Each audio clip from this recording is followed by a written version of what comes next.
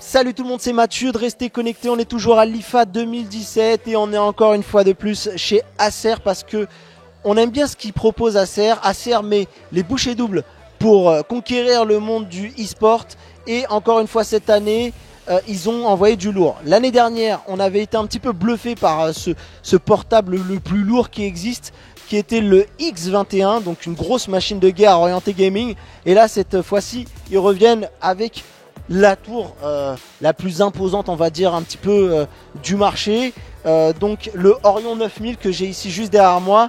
Allez, on va parler un petit peu des spécificités de ce Orion 9000, juste en parlant de la tour. Déjà pour commencer, enlever tous les composants informatiques que vous voyez ici. La tour en elle-même, elle envoie déjà du lourd parce qu'en fait elle pèse 15 kg à déplacer. On a de grosses poignées avec des grosses mains de vigile où il faut le corps d'un mec de fitness qui fait du sport, qui pousse à la salle pour pouvoir la soulever. Bien entendu, ils ont pensé aux gens qui sont peut-être moins adeptes de la salle de sport et il y a des petites roulettes qui va permettre un petit peu de déplacer cette machine. Allez, on va parler un petit peu maintenant des possibilités qu'on va pouvoir trouver sur les configurations. On a des configurations qui démarrent à 2000 pour atteindre jusqu'à 6000 € d'après Acer.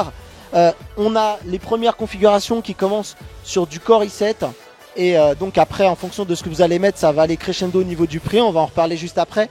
Et vous avez sur la config qui coûte jusqu'à 6000 € un Core i9X Extreme, donc vraiment une puce, un monstre de puissance au niveau processeur pour avaler des calculs et des calculs de polygones, j'ai envie de dire. Alors avec ça, bien entendu, eh bien, on a très important la mémoire vive qui est ici. On a 8 slots qui peuvent atteindre jusqu'à 128 Go de mémoire vive, donc c'est assez fou. Au niveau graphique, GPU, donc Acer a pas voulu faire de guéguerre entre guillemets entre les pros AMD et les pros Nvidia. Vous aurez le choix de mettre jusqu'à 4 ATI Radeon RX Vega possible, ou bien si vous êtes plutôt du côté du caméléon de chez Nvidia, vous allez pouvoir mettre de 1080 Ti en SLI. Donc voilà, pas de problème, à vous de choisir votre camp. Au niveau du stockage, on a plusieurs possibilités. On a jusqu'à 2 slots 3,5 pouces, donc c'est les disques durs qu'on trouve généralement sur les PC fixes. On peut atteindre jusqu'à 8 Tera, ou également sinon opter pour 4 disques durs de 2,5 pouces qui peuvent aller donc qu'on se trouve sur les PC portables en termes de format. Et là on peut atteindre jusqu'à 12 Teraoctets de stockage. Ici on voit quand même qu'il y a une organisation qui est assez propre. D'ailleurs on cherchait un petit peu ici l'emplacement des disques durs avec divers amis journalistes, et en fait il semblerait que les disques durs d'après Acer se mettent de l'autre côté. Donc voilà, c'est assez, en tout cas c'est assez propre. Moi quand j'ouvre mon PC, je peux vous dire que c'est assez le bordel, et quand je vois ça laisse rêveur. On voit quoi aussi également, très important pour les gamers et pour aussi absorber toute la chaleur possible que peut déployer ce type de machine. Eh bien on a du liquid cooling ici, donc voilà un tunnel qu'ils ont baptisé Ice 2.0 qui permet justement d'évacuer la chaleur, mais on a un système de refroidissement aussi qui va permettre de récupérer l'air froid et d'éjecter l'air chaud vers l'arrière. Voilà, tout un procédé a été mis en place à ce niveau-là. Bien entendu, les gamers, on ne peut pas s'empêcher d'avoir envie d'allumer ces LED, de pouvoir customiser, de transformer notre PC en discothèque. Donc on a des LED avec 16 millions de couleurs, bref, en tout cas de quoi pouvoir assouvir ses fantaisies en termes d'ambiance lumineuse. Ça c'est plutôt sympa.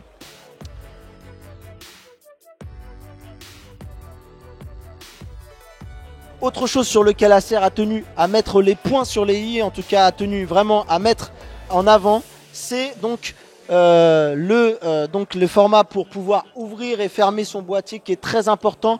Un revêtement ici avec une grille qui est certifiée EMI, donc électromagnétique interférence. Typiquement, pour vous donner un peu l'idée de ce que c'est, vous avez votre téléphone portable qui va générer des interférences parce qu'il y a du réseau téléphone, du Bluetooth, du Wi-Fi, etc. Il y a d'autres appareils comme ça qui peuvent déclencher des interférences, même la radio. Et bien ici, tout a été étudié, et notamment avec ce grillage ici, pour justement ne pas subir ces interférences et venir perturber le fonctionnement interne de l'appareil. Voilà, en tout cas ce qui est sympa c'est que bon bah il est avec le logo Predator, l'ouverture est assez simple, l'accès a été pensé pour. Voilà un petit peu ce qu'on pouvait dire donc sur cette machine qui va arriver en novembre d'après Acer. Les prix, comme je vous l'ai dit, vont tourner aux alentours de 2000 € pour la config de base. Donc on aura du Core i7 à ce niveau-là. À partir de 3000 €, on pourra commencer à avoir du Core i9 Extreme. Et on va pouvoir donc continuer à faire évoluer sa machine. Et ça qui est bien dans ces types de machines, c'est que c'est des machines qui sont bien entendu évolutifs et qui sont personnalisables, notamment avec le choix de la carte graphique, etc. comme je vous ai dit. Voilà les amis, j'espère que vous avez aimé, comme moi, découvrir ce Orion 9000.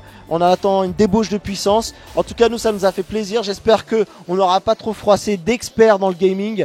Nous, on aime bien un petit peu regarder ce qui s'y passe. Si vous avez aimé la vidéo, de nous mettre un petit pouce, de la partager autour de vous. Et si vous avez aimé le travail, même pourquoi pas nous laisser un petit commentaire pour nous encourager ou pour nous dire ce qui n'allait pas dans la vidéo. On est toujours preneur de vos critiques. Voilà les amis, c'est tout pour cette vidéo. Et on continue nous à arpenter l'IFA 2017. Donc restez connectés. Bye bye.